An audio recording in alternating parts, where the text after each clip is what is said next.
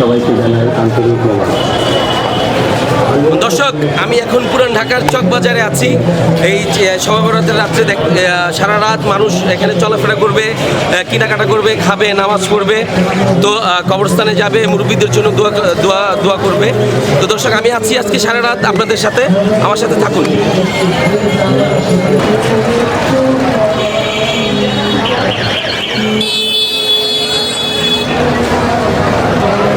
দর্শক, বাংলাদেশে অনেক ভালো ভালো টুপি আসলে এখন তৈরি হচ্ছে। টুপিটার দাম খুবই কম, 100 টাকা।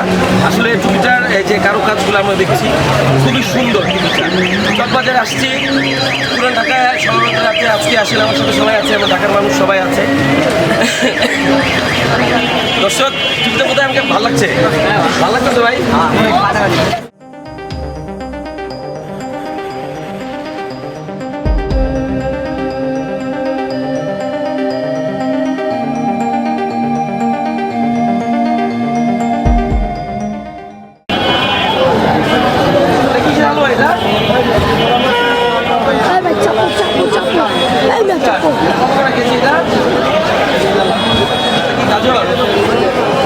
আপনার নাম কি?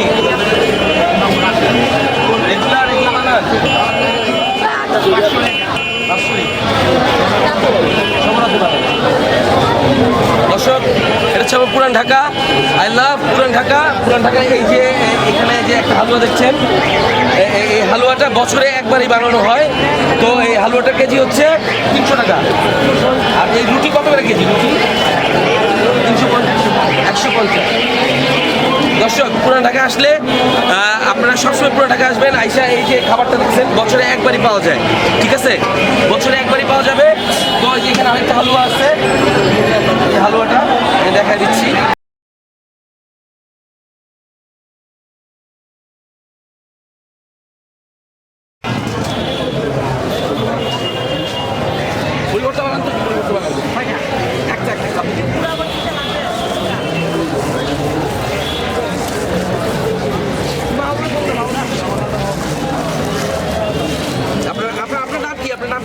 নাম সেরাজন। কত বছর ধরে বানান এখানে মুড়ি ভর্তা? আজকাল 15-20 বছর। আমার বাবা করতে জানেন আজকাল 15 বছর। মনে করে এখানে এক জায়গায় উনি কত 40 বছর করে 16 বছর। আমার বাবা অসুস্থ তো, সে বাসা সে বাবার নাম কি? সেখানকার হ্যাঁ আদেশ করেন। হ্যাঁ দর্শক, এই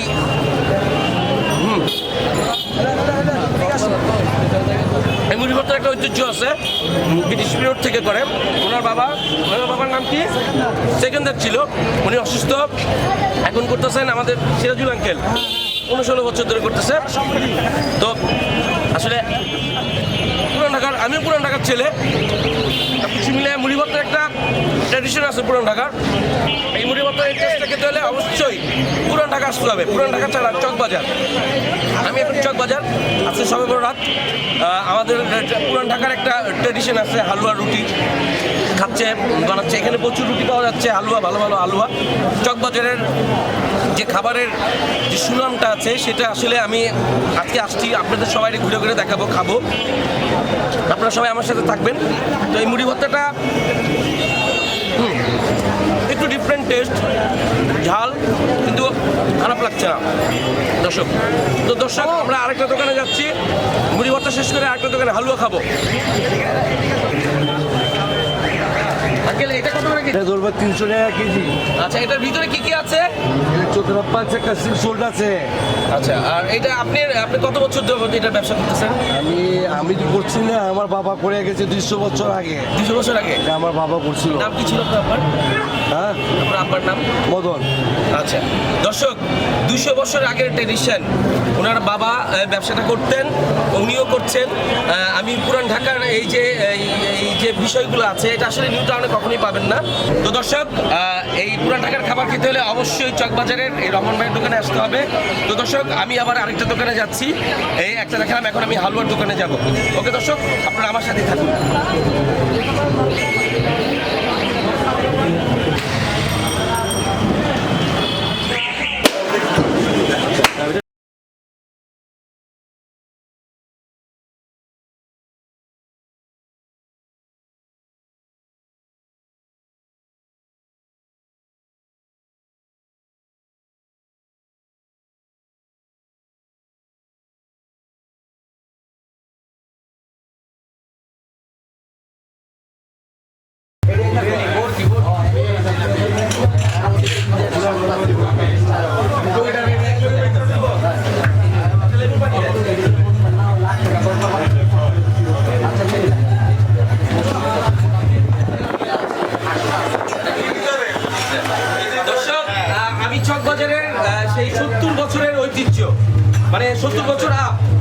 হচ্ছে নুরানি লাচ্ছি।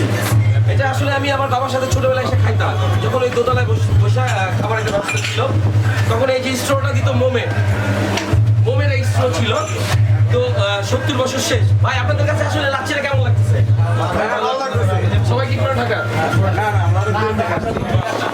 খিলগা থেকে আসছে দর্শক, খিলগা থেকে বাইরে আসছে, খিলগা থেকে অনেক জায়গা থেকে আসছে। আমাদের এটা কর্ণধার যাচ্ছে, কর্ণধার বকুল ভাই আসেন, বকুল ভাইয়ের সাথে কথা বলবো। তো আমি আগে একটু টেস্ট করি কেমন।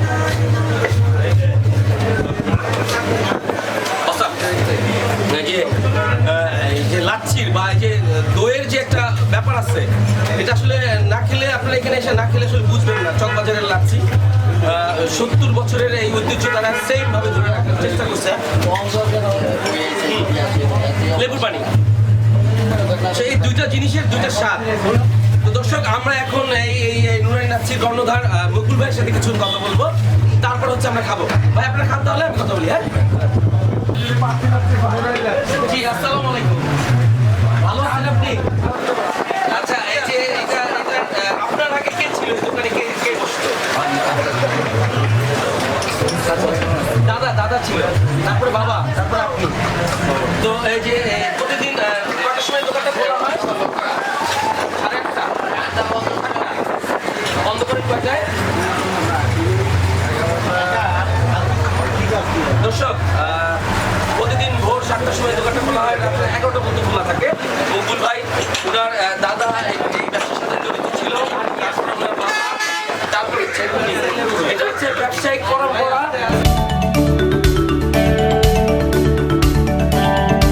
দর্শক, 70 বছরের এই যে ঐতিহ্য বকুল ভাই ধরে রাখছেন, ওনার দাদা, তারপর হচ্ছে ওনার বাবা এসে এখানে বসতেন, এখন উনি। ব্যবসায়িক এই পরম্পরাটা আসলে ধরে রাখাটা খুবই টাফ। তো ওনারা আসলে সবসময় চেষ্টা করছেন এটাকে ধরে রাখা। এটার স্বাদটা দর্শক অস্ত্রাম একটা লেবু পানি। দুপুরে রোদের সময়, এখন যে প্রখর রোদ পড়ে দুপুরে, এসে 1 গ্লাস শুধু লেবু পানি খাবেন, বুঝতে পারবেন আসলে চকবাজারে এই নুরানি লাচ্ছির বিষয়টা কি। তো মুকুল ভাই, আপনার পরে কি আপনার ছেলে এখানে বসার সম্ভাবনা আছে? ছেলে নাই। তো মুকুল ভাই আসলে ছেলে নাই, তো মুকুল ভাই শেষটুক সময় আসলে বসবে, তারপরে হয়তো মেয়ের জামাইরাই বসবে এসে। তো আমরা চাই মুকুল ভাই আরো অনেক দিন মানুষকে ভালো খাবারটা খাওয়া এবং এই নুরানি লাচ্ছির 70 বছরের ঐতিহ্য ধরে রাখুক, এটাই আমরা আসলে সবসময় কাম্য করবো। তো মুকুল ভাই, আপনাকে অসংখ্য ধন্যবাদ এই ভালো একটা জিনিস বানানোর জন্য। তো দর্শক, আমরা নুরানি লাচ্ছি শেষ করলাম। শুক্রবার রাত্রে সারা রাত আছি আজকে আমি আপনাদের সাথে। আমরা এখন ঢাকা শহরের পুরান ঢাকার আরো কিছু জায়গায় যাব, বিরিয়ানি খাবো, কাবাব খাবো, তারপর হচ্ছে মিষ্টিও খাবো, দই আছে সাথে। তো আমার সাথে থাকতে হবে আপনাদের। তো দর্শক, আসি, বাই।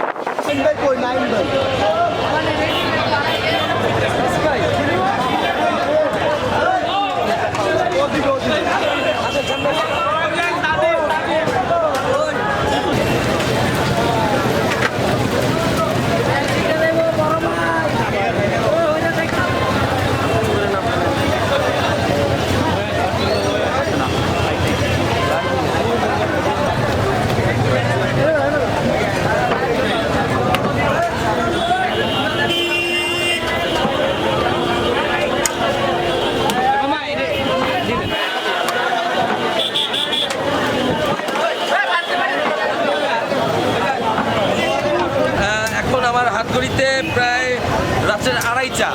তো এটা হচ্ছে নাজিরা বাজার এলাকার পরিবেশ।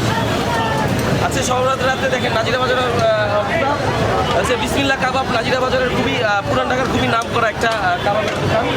পরোটা ভাজা হচ্ছে, কিন্তু কোথাও খাবারের জায়গা, বসার জায়গা পাচ্ছি না, তো আমি খেতেও পারছি না। তো পেটে প্রচণ্ড খিদা, তো ট্রাই করছি কোথাও বসে খাওয়া যায় কিনা।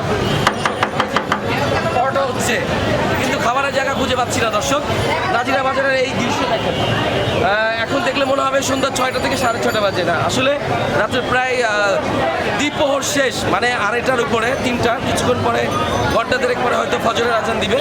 তো বুঝাই যাচ্ছে না যে রাত্রে 3টার সময় আমরা নাজিরা বাজার আছি। দর্শক, আমার সাথে থাকেন। তো খাবারের জায়গা খুঁজতেছি, দেখি কোথাও পাই কিনা, পাইলে আমি খেতে বসবো।